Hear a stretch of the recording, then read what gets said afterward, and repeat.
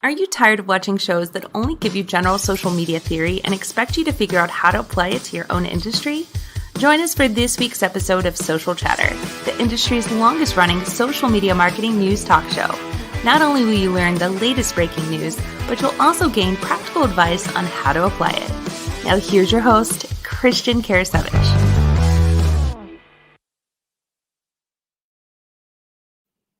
Welcome, everyone, to Social Chatter, your weekly social media marketing news talk show. This is episode 261 with myself, and this week it's going to be Jim Fuhs.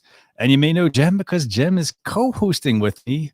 And, today we've got some fantastic topics that we are really excited to discuss with you.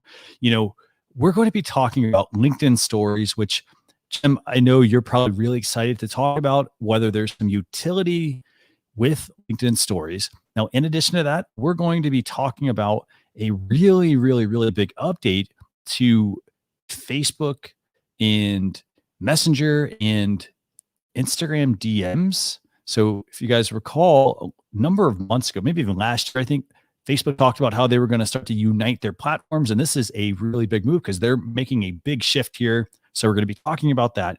In addition to that, though, we're going to talk about Pinterest Story Pins, which is a new format that they are testing out in beta. And I think we've also got another update from Facebook as well to help align some of these pieces a little bit better. They've got a new feature called Accounts Center. But before we go into all these topics, I'm going to go and bring on Jim. Jim, it is fantastic having you join me again on the show.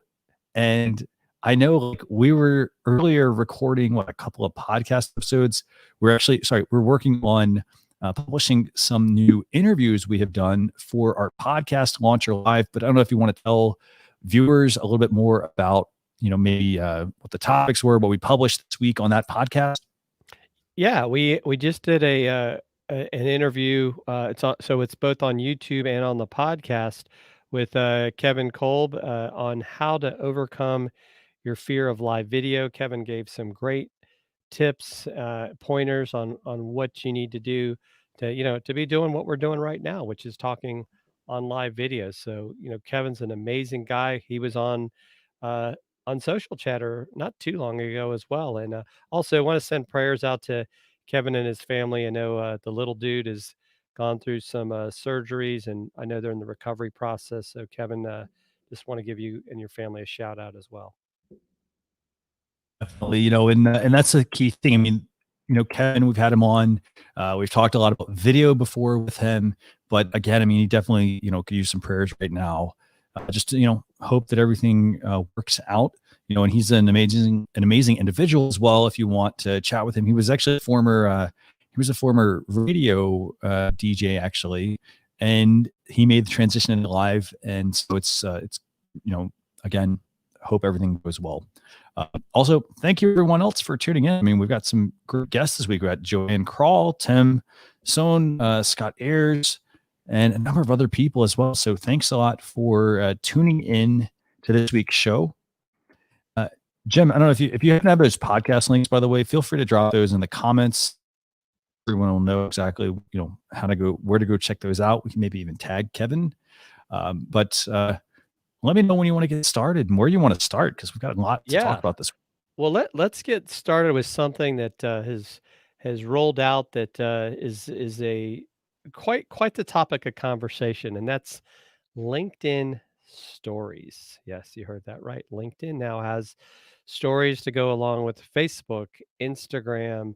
I think even Pinterest has got story pins. We're going to talk about that, and even YouTube stories. Even though I don't think I've ever seen a YouTube story yet. Maybe I'm just not very smart. Maybe Scott can tell me where to find those YouTube. I have seen YouTube stories. I'll say that. So they show up occasionally. A lot of people I don't think are really using them that much. But let's start with LinkedIn stories. You want to tell viewers about this one? Yeah, so it's a brand new feature. It will allow you to do up to 20 seconds of a video, and you can add photos. And just like all these others, it disappears. But a couple of things right now that kind of curious is how the reach is going to go. It's only available in the app. So if you're on your Mhm. desktop, you're not going to see it. It's I did a story the other day. I probably need to go back and look at the insights, but it will also. So the nice thing about it is, as an example, if you do a story, people are able to, when they reply, that's a direct message to you. So very similar to the others. So maybe it's a great way to start the conversation. And the other piece of it is that you can tag people. You can also, and you put the hashtags, but the problem with the hashtags is you can't click through to the hashtag. So I think some Hmm. people are kind of like, well, that's a little bit interesting, because maybe you'd like to see what's going on there. Um, and so we do have a couple people saying the engagement's really been good. And I think part of that is probably, to your point, Joanne, uh, it's new, right? They want people to use it. It's kind of like open up that aperture. It's kind of like a lot of other things we see when you first start using it because they want people to use it.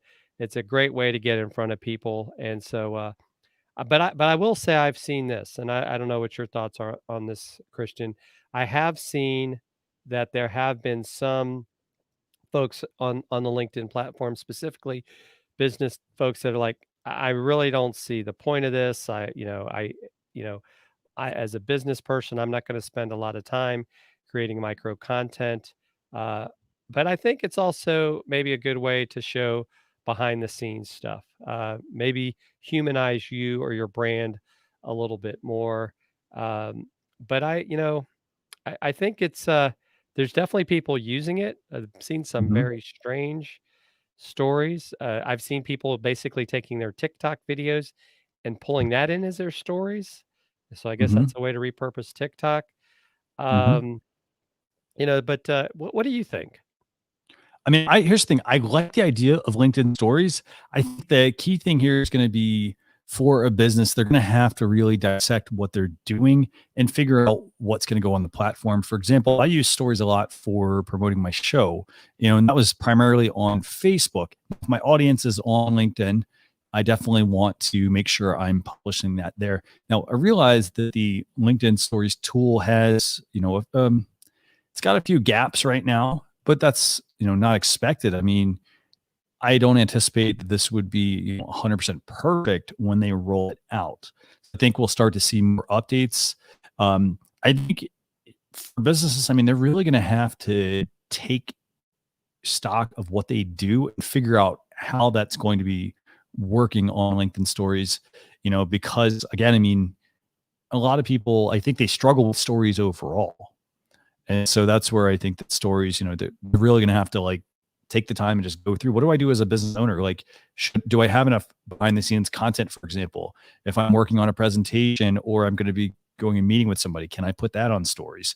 I also think, though, that's interesting here with stories as well is that a lot of people, I mean, they might be afraid to post on their LinkedIn profile. And I think stories could be a good, I want to say begin. I don't like to say the word beginner, but it could be a good way or an introductory way to really get you in the habit of posting more content on LinkedIn. But what do you think, Jim? Anything else you want to add about this one? Yeah, no, I think that's a really good point because since the stories are going to disappear after 24 hours, maybe you can post two or three other things a day because it is just going to be in your stories. It's not going to show up on your profile. Tim mentions in the comments as well, right? Possibly a great way to promote your live shows. Maybe Mhm. even do a short video like, "Hey guys, getting ready to go live wherever that may be, what you're going to talk Mhm. about." Mhm. Um, and it's a video before the video, so to speak.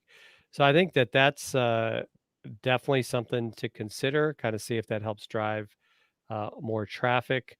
Yeah. I do like, and I don't know, I haven't had a chance to look at it in detail yet, but because I know you're also a fan of Easel, they've Mhm. come up with some LinkedIn story templates, so Yeah. that could also make your stories look a little bit better. Because I will say, in the LinkedIn Stories app itself, not a whole lot to it right now Yeah. uh, as far as what you can do design wise. So probably helps to Yeah. have a template like that. Definitely. I'm going to drop a link to that blog post they have. It's definitely something worth checking out. So, any other thoughts on this? I mean, that you want to bring up? Well, Joanne just brings up too. She says people that she's not connected to see them. She's already made a few new connections after just a few days. That's really good to know. So that, yeah, I would say that could even be a good reason to do that. I know Judy Fox said that she's gotten quite a bit of an engagement from it as well, Mhm. using stories. And so, yeah, I'm definitely gonna, you know, if any platform I'm more likely to spend a little bit more time on stories, it will be LinkedIn, but with the Mhm. caveat, realizing that the people have to be using LinkedIn on their mobile device. I mean, it'll Yeah. also work in the app on the iPad, for an example. So don't Mhm. expect that everyone's gonna see your stories. And I like the idea of starting out with mobile. Again, if you're going to try to reach a professional, chances are they're going to be on the go somewhere. And so having it on mobile, I think is, it makes it more accessible to the camera that's on the device. Um, so I think that might encourage people to create content versus, hey, let me wait until I get home, for example, and get on my desktop and actually work on this. And that's a big debate. I mean, a lot of people, they have, you know, do I buy a laptop? Do I buy a desktop for my work? Laptops, for example, are more portable. Desktops, though, offer more power usually. So, I like, though, that they're working with the mobile device here. Now, I will say, I mean, for the screenshot that they have here, this looks a lot like Instagram, actually, just the overall look and feel. So I find that pretty intriguing, but we'll see. So LinkedIn stories rolling out. To get this, by the way, all you need to do is go update your LinkedIn mobile app, not the desktop. Go to LinkedIn mobile on the device's app store, whether it's iOS or Android, update it, and you should see the stories bar along top. Okay, Jim, where do we go next? Well, there's also a couple other new features going on with LinkedIn, and that is the ability to do video meeting requests. I don't know if it's rolled out to everyone yet. Um, I think it's specifically right now for Zoom, Blue Mm-hmm. Jeans, and Microsoft Teams. Mm-hmm. Now, I had a friend post about this the other day, and so my question really becomes: Are you going to do the meeting within the app itself? Or is it a way to start a meeting request? From my perspective, I don't think that's something that I would use. I tend to use, I know you use Harmonizely. I use Mm-hmm. Calendly to set up virtual meetings. So I don't really see me wanting, plus I like to do my meetings usually on my computer as well. So I don't, Mm-hmm. not a lot of functionality in any of these platforms on mobile. Why not just do, Facebook Messenger video? I mean, do I really need to use the Messenger link in Zoom to start a meeting? I mean, what are your thoughts there? By the way, the video calling feature, they're going to roll that out in October. Well, it is October 1st, I guess, but they're going to roll that out to Zoom, to Microsoft Teams, Slack, Blue Jeans. Um, Here's the thing. I mean, I guess it still comes down to where's your audience at? So, for example, are they primarily on Facebook? If they are, spend your time on Facebook, connecting with them there. For example, I mean, I look at LinkedIn and I say, well, you know what? I'm glad people are on there, but a lot of my audience, they don't spend the time there. They're primarily on other platforms. And so, yes, we have this abundance of ways to communicate with one another, but it really comes down to, pretty much pick the one where, fish in the pond where people are at, is what I'm going to say. Right. So like the features. Again, I also like the fact that they're going to be adding some messaging features. They're going to add emoji reactions, the ability to start video calls from your chat. I like that they're doing that. But again, I mean, I don't really see the herd of people moving all of a sudden from Facebook over to LinkedIn. I guess that's the hard part for me there. Well, That yeah, and even to your point, I mean, we know a lot of people, right? Like I may be on LinkedIn daily or a few times a day, but I know other people that they might check it once a week, once a month. It's not, Mhm. you know, you kind of gets into how many people are active on LinkedIn Right. versus how many people are, so if you're thinking, oh, I'm going to reach all these people, uh, that's debatable. Yeah, definitely. So Yes. So those are updates from LinkedIn this week. Okay, Jem, where do we go next? I think we covered everything about LinkedIn. Obviously, LinkedIn stories is the big thing, but what's next? You want to move into Instagram and Reels Sure. or Yeah. Instagram messaging? Which one? Let's go with the Instagram Reels first. I mean, we got an update Yep. here from Instagram this week with Instagram Reels. What else are they doing though? Well, so they're lengthening the time of the reel. It was, I believe, 15 seconds. I think now they're going to 30 seconds. Like that's a lifetime in short content creation time. And I also like the fact that they're doing a 10-second timer. I think maybe that for some of us that are older and slower gives us a little bit more time to get ourselves ready to do whatever it is we're going to do on reels. But I mean, I think it goes back to I think we were talking about this. Tim Sohn and Scott and I were talking yesterday. We had a double back to back show, which was a lot of fun. Um, Yeah. it's kind of like you got 100 million people on TikTok Mhm. and you've got a billion people on Instagram. Where does it make sense for me to spend my time? You know, for my demographic, I would probably say I'm going to go towards Instagram Reels. I just, a lot of people on TikTok are younger. Sure, I get it that there's older people on it, but is it really worth the time? Um, and then yeah, and so yeah, Scott's saying too that it makes sense that they increase the time because TikTok will let you go up to a minute, and Yeah. uh, and I could see where maybe eventually they'll increase that, but maybe before that, Instagram should allow us to go live stream to their platform. Mhm. Yeah. Yeah, Definitely. I mean, and I'll say this. I mean, another little interesting thing about Reels is that Instagram thinks that by increasing the length, that they're potentially going to get people to. I think they're kind of trying to discourage people just taking their TikToks and reposting them. So they think that people are going to also start to use Reels because they now can have longer videos. I don't know. I'm not sold on that part. But again, I mean, it's going to, the goal, I mean, the key thing is the analytics. What are your analytics going to tell you? So, well, uh, and I told you before the show, what convinced me is Doug the Pug is is gonna be on Reels, so, that's all you gotta say. you're absolutely right there. So we'll see what happens though with Instagram Reels. Now, in addition to that, were there any updates as well? So they've added longer videos.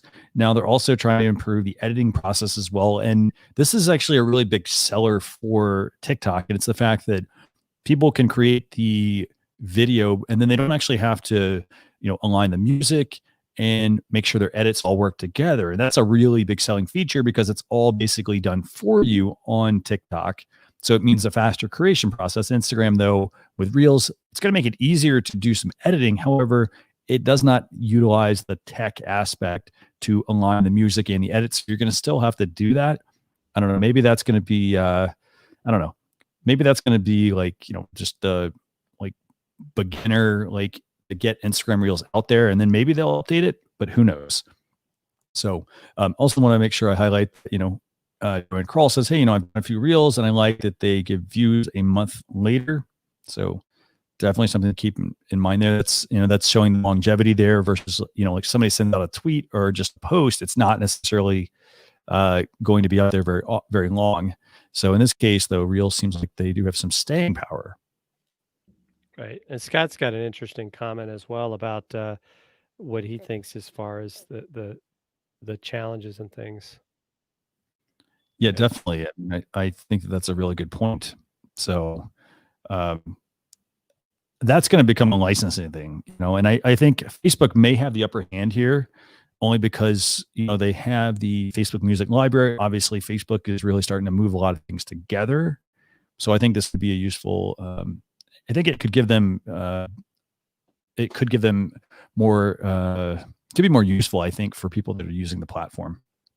right. So anything else you want to add about Instagram Reels and these updates?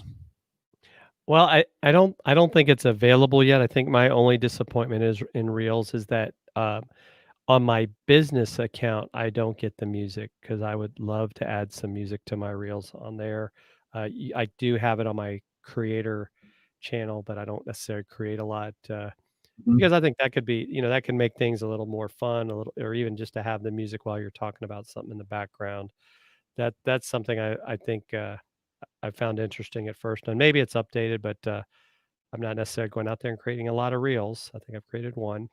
Um, but that would be the only thing. But I do like the fact that you're able to bring music into reels, and not have to worry about where am I going to get the music from.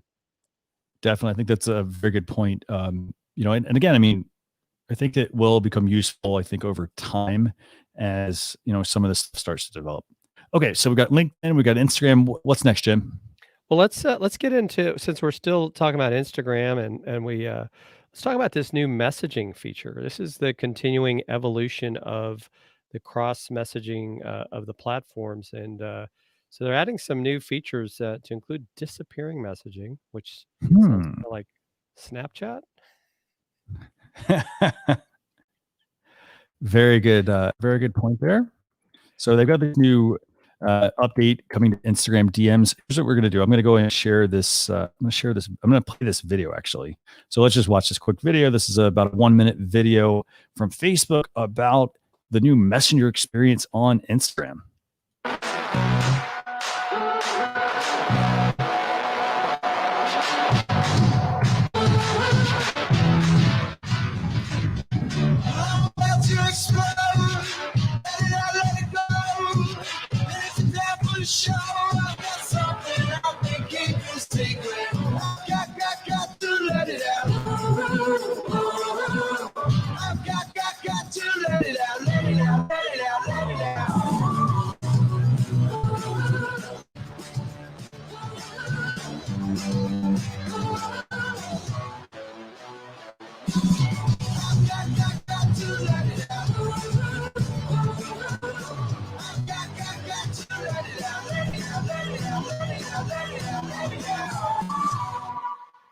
Okay, so Instagram has this new feature. What do you think, Jim? Is this a move? I mean, they're combining some. I mean, I like it. I think the thing may happen though for some folks. You have to think about a lot of folks struggle as it is with these changes on these platforms. So now all of a sudden they'll be like, well, why are these Instagram people showing up in my Facebook Messenger or vice versa? So it really, it's going to be a lot of education required. I do like, in a sense, because in some aspects, I think that with all the changes that have been about in Facebook Messenger, this makes the Instagram Messenger, if you want to call it, a, a little bit more fun. I mean, I like this idea of doing these selfie stickers, and being able to add some theme colors to your chat. I think that I find that interesting, and I think Mhm. even the fact that you can now, if you want to call it cross message, that might be worthwhile to do as well, because now maybe you start thinking about, hey, now I can communicate with this person that maybe they're not on your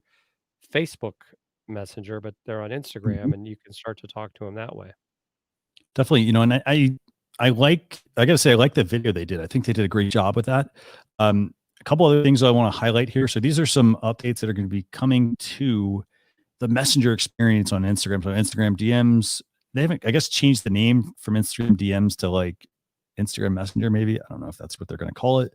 But it's the cross ability to communicate across apps, as you mentioned, watching together. So this should give people the ability to watch IGTV and Reels together. So again, I mean, that's going to be useful. You'll be able to watch TV shows, movies, and more during a video call. Again, hey, that sounds familiar. Sounds like something Messenger already has. They just rolled that a couple weeks ago. The Vanish Mode, where messages disappear after they've been seen, or when you close the chat. That'll be interesting, actually. So somebody closes the chat, and maybe they didn't realize closing the chat made the message disappear. I Right. don't know. They're going to probably tweak that one, I think. Self stickers, chat colors, custom emoji reactions, obviously message forwarding, with a caveat up to 5 friends or groups. So that should sound familiar, because that is a feature that they rolled out to at least WhatsApp and Messenger. Replies, animated message effects, message controls, enhanced reporting and blocking updates. So lots of useful updates there, especially for, if you're using Instagram DMs, for example. This will be, I think it should look a lot better, I think, and you should understand a lot more about what you can and can't do there. If I'm a business though, what do I need to do here? Well, I think one, just make sure that you're updating your stuff. I don't appear to have the new messenger yet myself. Um, and just I would say experiment with it. Make sure you know what you're doing because you may think you're just having a conversation with someone and you're not. And so I think it makes sense, but goes back to don't abuse it. You could end up getting a lot of people that'll block you as well. Yeah, definitely. And yeah, I mean, here's the thing. I think spend some time figuring it out. So the first thing you want to do is you want to update your Instagram app, and then you could do that from your device's app store. You're hearing a lot of things today, like, hey, update your mobile app, update your mobile app. But yeah, Instagram, update the Instagram app, and then you should get the new the new DM feature in your Instagram account. So I don't know. I like this. I mean, I think this is a good move. I think, again, though, you're going to have to experiment. And I realize a business has a lot they have to keep up with now. I mean, things are changing. It's changing your process potentially as well. I think one thing I would say, if I'm a business and I want to start to tap into this, I want to understand, for example, how I have my account set up, how I have things connected. This might be a good time to potentially not publish to all of the platforms at once. For example, don't send a message to Facebook Messenger and then also have it go across to Instagram if you're not really familiar with the platform and the way it works. So I'd maybe start with one, get comfortable, and then move over to, in this case, like Instagram DMs. And again, you also want to make sure that your audience, if you're going to be, because it means you're going to have to now be active on 2 platforms if you want to tap into some of these features. So definitely, I think, keep that in mind. Okay. So Jem, where do we go next? Well, I know you like to talk about Pinterest. Do you want to talk about Pinterest? Sure. Let's talk Pinterest. So Pinterest has a couple of different updates. And what is this? I think this is the 4th topic today. Yeah. So we've got Pinterest story pins. And this is actually a really fascinating one because, it's fascinating because while everybody seems to copy everyone else for stories like Facebook stories and Instagram stories and LinkedIn stories and Snapchat, story pins are going to be a little bit different. And they're going to be different because, they're not going to disappear. So they're not going to be just like your, standard stories that you might publish. And they're also not designed to be, let's see, how can I put this? Let's use this quote from David Temple from Pinterest. And he said, story features on other platforms are designed to show what people are doing. And then story pins are designed to show how people are trying new ideas and new products. So you've got 2 different takes, I guess, on, the stories feature. The other thing, though, that is really important to note here is that unlike all the other platforms where where stories will disappear, story pins will not disappear after a set period of time, and they can be surfaced through search or other discovery mechanisms. So I think that's actually, again, if you're pinning something that's really good, why should the story disappear? So I think that's going to be useful. So what I want to do is I'm going to play this short video as well. This is from Pinterest. It's about a 58-second video here. We're going to play a few seconds of it.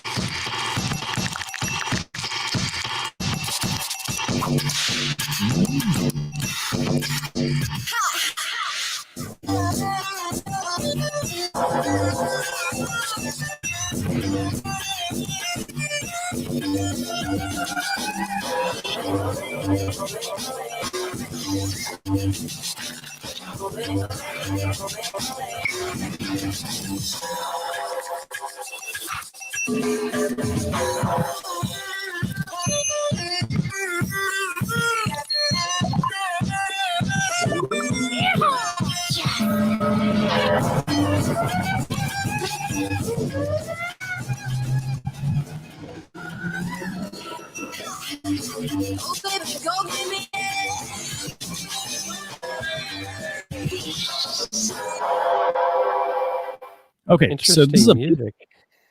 It is. I gotta say, I like the videos that I've seen. So story pins, it's a beta feature they're rolling out. Definitely something. So if you're using Pinterest a lot. I mean, story pins, might be something worth. Well, you're not going to get access. Actually, it's a creator first feature, so it's beta. It's for creators on their platform. I mean, everybody essentially is a creator, but again, they want to get in the hands of the primary people who are using Pinterest the most, I think. So I don't know. What do you think, Jem? I know you're not a big Pinterest user, but what do you think about story pins? I think it makes sense, especially if it's not going to disappear. It seems like it lets the Pinterest users get a little bit more creative. And I'm sure they've done their research and have had people maybe asking for something Mhm. like this. But I'm definitely with you from the perspective that it makes sense. I mean, I guess the whole idea about on these other platforms behind the stories disappearing is, you have some people that do so many stories, you would never be able to keep it sorted out. It'd be like, posting 10 times to your Facebook page in a day. So I think from that perspective, it makes a lot of sense. That I don't know that the Pinterest users would do that as much. Um, so yeah, I like it. Yeah, and I mean, I think overall, I mean, again, I mean, Joanne's already saying, hey, she's got some ideas for that. So, Joanne, if you have any ideas that you want to share, maybe in the comments, feel free to drop those in as well. What you're kind of thinking here. I like the fact, though. Here's the thing. I mean, you can do this with any of the other stories platform content, like Facebook, Instagram, LinkedIn, and so forth. It's the fact that instead of just showing like, hey, I'm going live here, for example, show what you're actually doing, not just like, oh, let me show you behind the scenes stuff, but like show something that you've done. For example, you could rip that page out of Pinterest playbook. And for example, let's say you were making a YouTube video. It could be something like, hey, like the first story could be, I'm getting ready to make something. And then it could actually be the final product. For example, it could be your thumbnail for a YouTube video you finished or some sort of course and so forth. So it's taking people from that. Here's what I'm not just saying, hey, I've got this coming out and go check it out, versus like, hey, here's what I'm doing. Check back in 24 hours, for example. Here's your finished product. So you could theoretically rip that page of the Pinterest playbook with the Pinterest story pins. But I don't know. I like what Pinterest is doing. I always really like what they do. And it's the fact that while others are zigging and following that one path, they're zagging every single time, it seems. So I think they're making a really good move here. Again, maybe I would have waited a week to launch this, because LinkedIn stories is really the thing that people are probably talking about or potentially interested in. So in addition to this update from, by the way, before I go on the topic, let's just see what Joanne has here. So for organizations, specifically office, paper, and digital, showing different systems. Love that. That's a good one. Again, I mean, and again, that comes down to what your niche is. So in Joanne's case, I mean, this fits right in her wheelhouse with, what she's doing. And again, it's also the proof is in the pudding. So it's what you're doing. People want to see results. So for example, if you're in the, home organization space, show people what you are actually doing. For example, this is the before photo. This is the after photo for the story pin. I think in addition to that, I mean, if you're in the, let's say you're in the cooking or baking space, this works great there as well. The home decoration space, so it works for a lot of different industries that people could, really tap into. But if you can think of any others, leave those in the comments. But love the example, Joanne. Okay, where to next? Well, I think let's kind of move on. We've talked about some good topics, but did you know yesterday was International Podcast Day? And Really? yes, and we just now happen to be podcasters with Launch Mm-hmm. Your Live. And of course, I think we talked earlier, it's kind of like, well, is it too late to start a podcast? And I would Mm-hmm. say, no, it's not. And it's also not too late to start a live stream. I think the biggest thing that people have to think about is what is your niche? I guess, say people say it rhymes with quiche. I think sometimes I say niche, but I don't know. Mm-hmm. Potato, potato. But I think what led us to do this is, we had been, working together with Social Chatter, and we kind of were talking about, there's really nothing out there in the podcast world that we had seen where someone is talking to those people that are wanting to start live video shows. Mhm. And whether, maybe people have been under a rock, under a keyboard, something, um, the truth of the matter is this: voice content is on the rise. Mhm. Amazon, in fact, they just rolled out Amazon, podcast through Amazon Music, and so you have this opportunity. And there's really there. Did you know there's only about 1.4 million podcasts, but out of that, it's a much lower number that have done more than 10 podcasts. And Mhm. so as much as, it's kind of like the sometimes like, oh, there's millions and millions of YouTube channels, but how many of them are basically people stopped? Right. So if you've got a story to tell and you've got something that you're going to be consistent with, I think podcasting is great. I mean, even in a sense, right? We were able to record 2 episodes a couple days ago. There's still the pressure of recording, but you can also batch your content. Where with a live stream, you've got to do it live. You've got to have that consistency. Where, like, I could say, as an example, we know you're getting ready to do some travel, so it's like, okay, Mhm. we've kind of got it set up. We can cover as you're in your transitioning travel, that we can still get those podcasts out. Where the live stream can be a little bit more of a challenge when you Mhm. when you run into things like that. And it's just it's a different community. Getting around some of these other podcasters, they're all very supportive of each other, Yeah. um, and there's so many places that you can be heard. I mean, our podcast is heard in India and Ireland, and I think we were number 6 in Thailand in marketing. Yeah. Who would have Australia. known? Mhm. Yeah. Exactly. Right. And What do you think, Christian? I mean, I think here's the thing, podcasting is I love the medium, and I mean, to your point, here's the thing. If you plan it out enough, I think that it can work very well. The hardest part, I think, is the fact that I think the hardest part about podcasting is just really getting yourself going, because you're putting this piece of audio content out there, and the hardest part is the marketing of it. It's getting people to actually tune in to listen to it. But I know what we've done is we've started to take, we take questions, for example, that we get. We take interviews that we do with people. So we've slowly been building things out, but we basically keep, we keep a list of, here are all the topics that we think we want to cover. We don't cover them all in a certain sequential order. Um, we make sure that if we do one episode, we go back and can reference another one if we've got an episode on that. So, I think it's a very good medium for a lot of people to do. And the great thing about podcasting, to your point that you made about live video often requires a desktop and a very strong internet connection. But for a podcast, you don't have to have that strong internet connection. You can do it from your mobile device. So you can do the recording. You just hook a nice microphone in and do your recording. And so, like, you can use Fareed Studio. It's a fantastic podcasting app. But I like the fact that I don't have to worry about, well, let me see what my internet is like to record this. I could do this pretty much from anywhere. And I like the fact that, like you said, we can batch the content. So, what do you think are the challenges, by the way, for people that want to get into podcasting or want to, how do they figure out, like, should I actually create a podcast? Should I make this a live video? What do you think? Well, yeah. I mean, I think, it goes back to, it's no different than live streaming, and we talked about that in one of our early episodes. It's like, why? What are you Mhm. actually? What is your goal?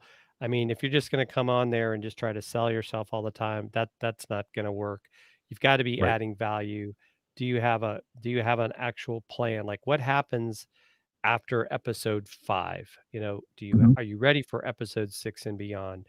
And, Yeah. it's are you going to have guests? I think what stops a lot of people is, it's kind of the same thing I think that stops people with live streaming. It's analysis by paralysis. Oh, well, I got to get this mic, and I got to do this, and I got to do that, and I've got to get a Right. mixer. And to your point, you can start simple, right? Mhm. It's no different than, uh, you know we were even talking about this yesterday about live video. The most important thing is this right here. It's your audio, Mhm. right? If you've Yeah. got good audio, all this other stuff doesn't matter. Um, I think the other thing that stops people, I don't know, it's something I've found fascinating because, we grew up in a time where you always expected that you were going to spend money in the sense to get your product or service out there. But you have all these people that want to do something for nothing. Like, oh, I want to do my podcast, but I want to do it for free. Right.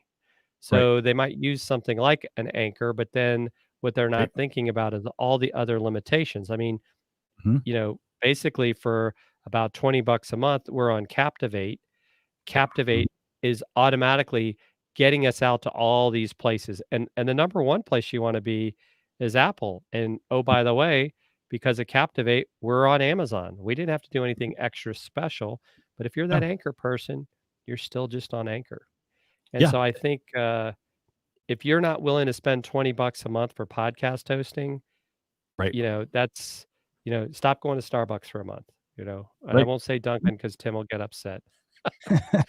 Um, but, uh, but those are the sort of things, right? Make these small sacrifices to give yourself a better end result. And I think that, it's even like with Facebook. How many times we hear people like, "Oh, well, I'm not getting any reach." Well, Facebook's a business. Why are they supposed to let everybody see your stuff for nothing, especially if you're trying to make money? Exactly. And I love that point actually. And here's the thing. I mean, the other thing about podcasting is this. So if I wanted to build a website, for example, I want to start blogging, a lot of people, they look at the medium and they say, okay, well, I'm going to start blogging. And blogging is hard. And if you're not a writer, for example, it sucks. It's not something that it's not something that a lot of people want to do. They don't want to sit there and spend hours and hours and hours writing a piece of content, knowing that, well, hey, you know what? It might not actually get seen by anyone. And so the great thing about podcasting though is that, I don't have to spend a ton of money on it. Like you said, I just have to get a microphone. A microphone can cost you 20 bucks. It can cost you $60. And the great thing about that microphone is it can be repurposed. So if you get the right type of microphone, it can plug into a laptop, it can plug into a smartphone. They make some of them that actually work across both. And so then all you have to do is literally take your idea and just start recording. And then it's up to you to promote it. And promoting it, is very simple. I mean, you're writing, what's the episode about? What's the title? What's the description? You put it out on, in this case, you put it on Apple Podcasts, and then you just drive people to it. And I know in our case, like we've reached the over 1,000 downloads in less than 90 days, which was pretty fantastic. And, we do the promotion of it, but the good thing is it's more content now that we can put out there as well to help us build our expertise and our knowledge in that industry. So I'd say this, I mean, if somebody wants to start a podcast, I would, if I struggle with writing, then a podcast might be the best place to start, I think. And don't worry if, for example, someone else has a podcast already. To Jim's point, there's a lot of people that have started and they've stopped podcasting. And so look up, well, what's your industry and see what other people are doing. What are they talking about, for example, and then see where they stopped and see if you can pick up that torch and carry it on. So I definitely think, podcasting, it's definitely been something I enjoy doing it. I don't feel the, pressure to like, oh, I got to write all this content now and I got to find focus time. Instead, I sit down, I record some content with Jim, and then we have a schedule, we publish it out. So absolutely love that. Anything else you want to, talk about in regards to podcasting? Well, yeah, but I specifically want to talk about too. It's like, well, people might say, well, why did you guys start the Launch Your Live podcast? Well, the truth of the matter is, one is we're teaching people about the things you can do to start and get better at live streaming, but also we want people to know that we're out there, that we are looking to work with people that want to get better at live streaming. And I think sometimes we forget to tell people that, like, Christian and I are, basically consultants that you can help live streamers. I mean, the experience that we have both combined and separate, Mhm. we know there's a lot of people out there struggling. So, sometimes you got to make that investment. Well, we're definitely willing to be those folks that help you take your live streaming to the next level. Definitely, and do you have any other advice you want to offer people? I mean, okay, so we can help them with their podcast or their live streaming production and whatnot, but what's your take on, any particular tips you want to share with viewers? Yeah, I mean, the biggest thing is, get started. To so many people, and we were even a little bit guilty of that at first. It's like we would start to record, and it's like, once again, shout out to our friend Chris Stone. It's like Chris is Mm-hmm. like, you guys just got to do it. Quit making excuses. Right? You don't Yep. overanalyze it.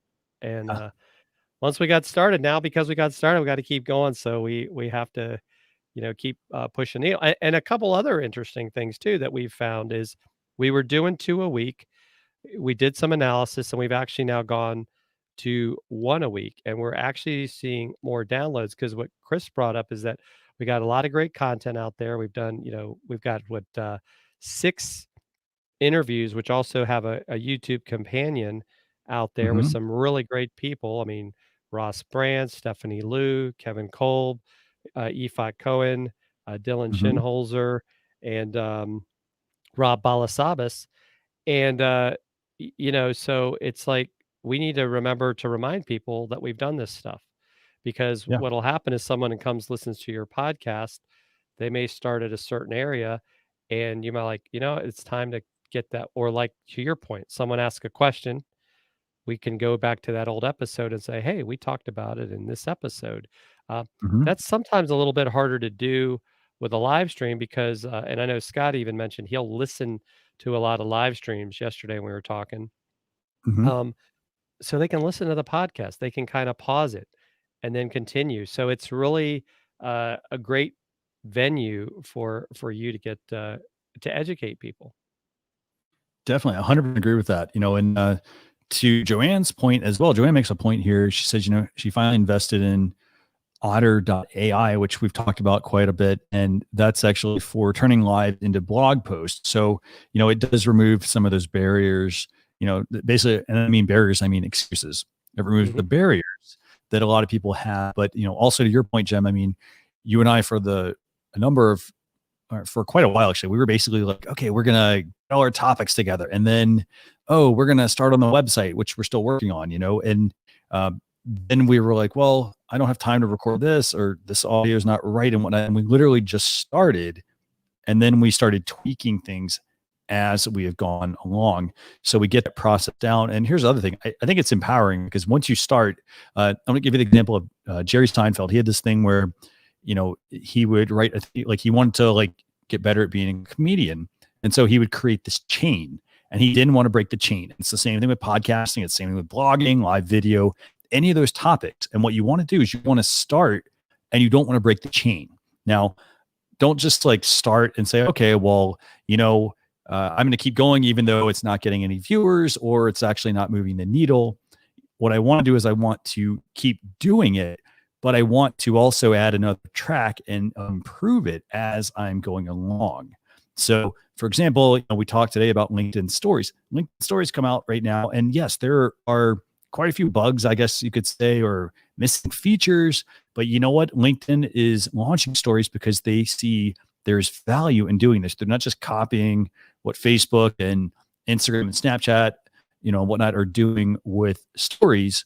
They see there's some usefulness on their platform. So they're starting it, and then they're not going to break that chain. They're going to keep updating it until, for example, maybe stories then at some point, because remember, nothing really lasts forever. So they build that feature, and they're going to make sure that it, they see it through, and then decide, hey, you know what, maybe they want to switch gears. Maybe they want to move to some other feature, who knows? But podcasting has definitely been, a big eye opener. And the crazy thing is just how easy it is.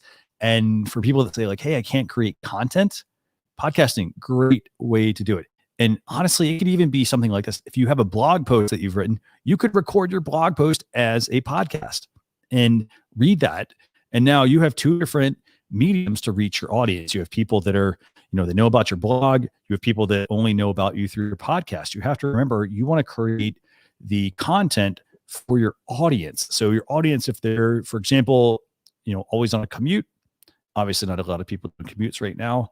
A podcast is a great way to, to keep those people tuning in, versus like, hey, they're not going to read your blog post because they don't have the time, because they're always in a car or they're always traveling or something like that. So definitely good ways to get your message out there.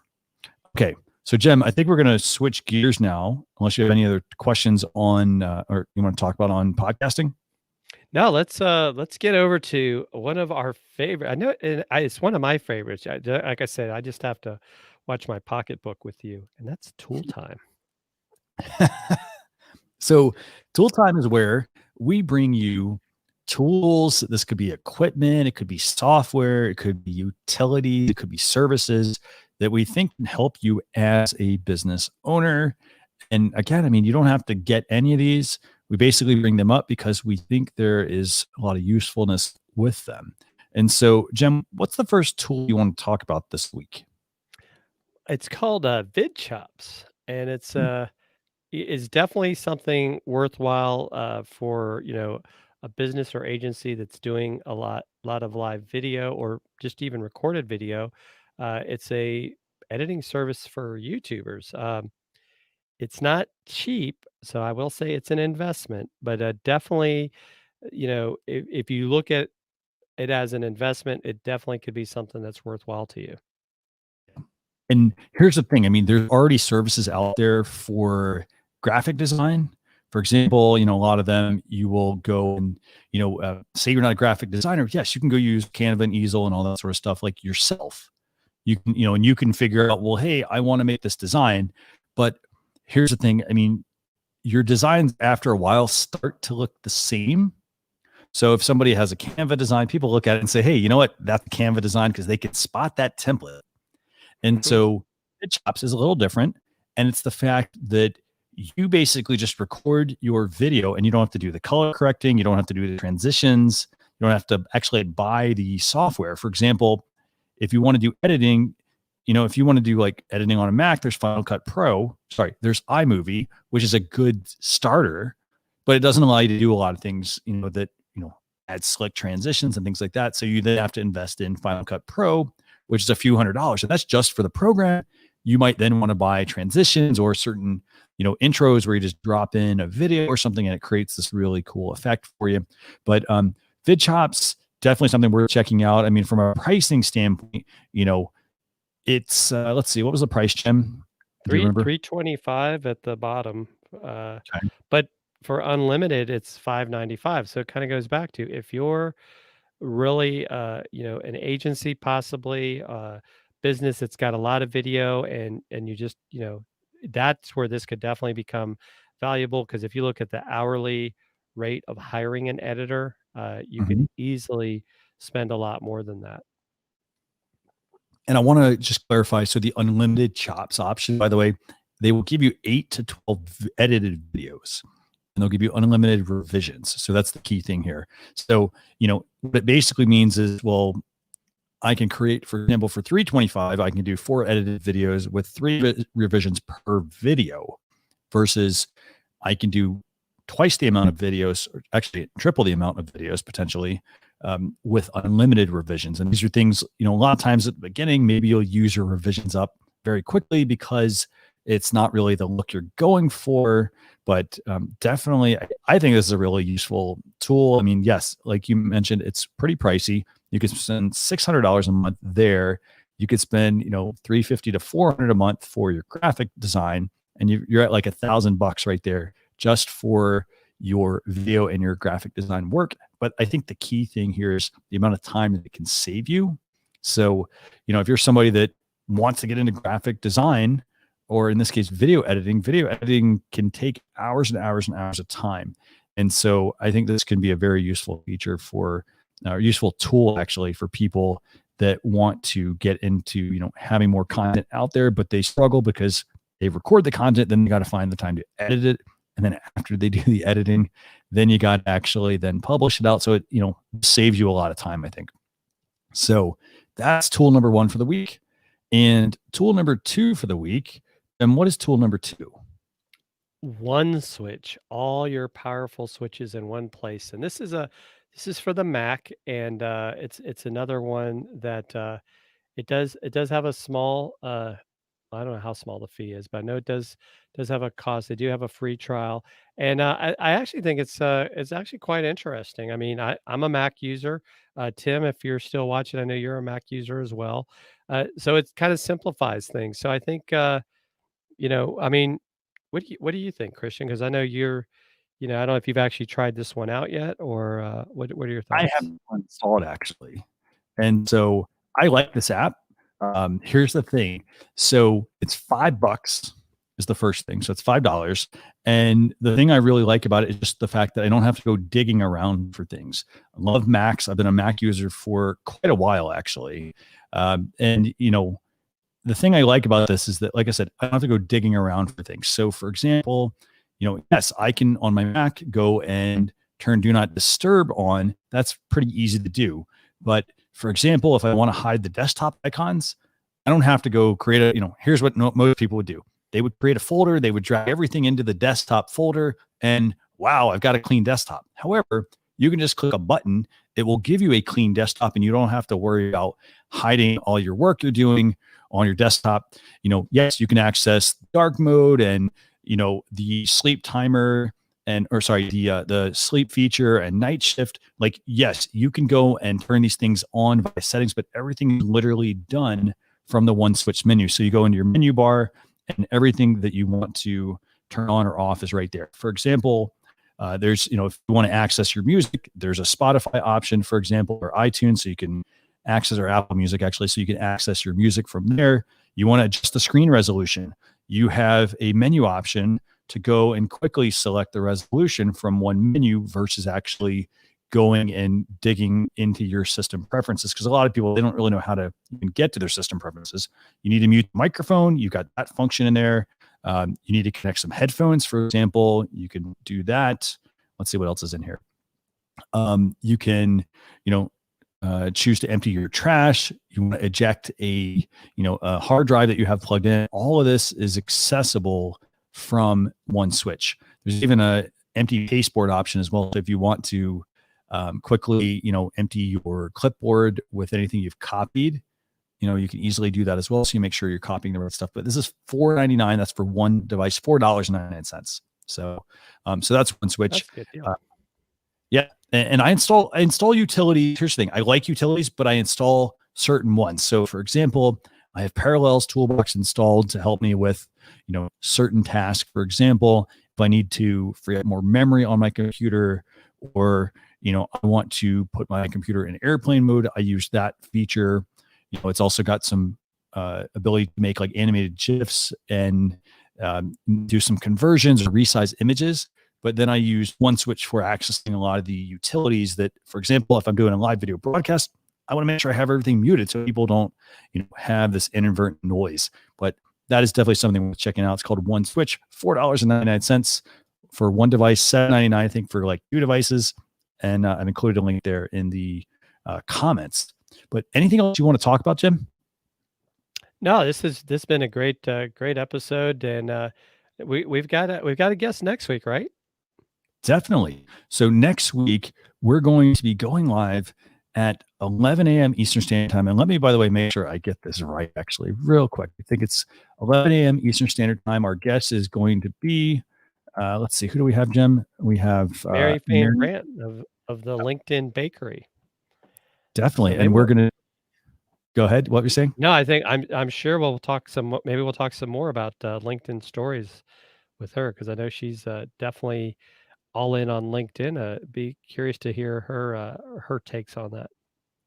Definitely. Yeah. So she's going to be at 11 a.m. Eastern Standard Time. That's on youtube.com/social chefs, facebook.com/social chefs. So we're going to have her on. I'm looking forward to us discussing all of the news for the week and seeing how her stories are going. Because at this point, she hopefully will be able to use them, and maybe see some results. Because that's the key thing we want to make sure we talk about is, how are we seeing results and immediate results? Because people, they can spend their time doing all these different tactics, but you want to find the results quickly, and you then want to start to implement them in your business. But I want to thank everybody for joining this week. Jim, what's the best place for people to get in touch with you if they have questions? Yeah, LinkedIn, Jim Fuhs, or on Twitter at Fusion Marketing are the two best places to connect with me. Having some issues with GoDaddy, that's why I haven't been sharing my website. But that's a whole nother episode. Well, I want to thank everybody for joining us. Thanks a lot again for co-hosting with me. I mean, I love always talking about these topics, with you, and how a business can use them. But we will see you all next Thursday, 11 a.m. Eastern Standard Time. Thanks a lot for tuning in. Bye.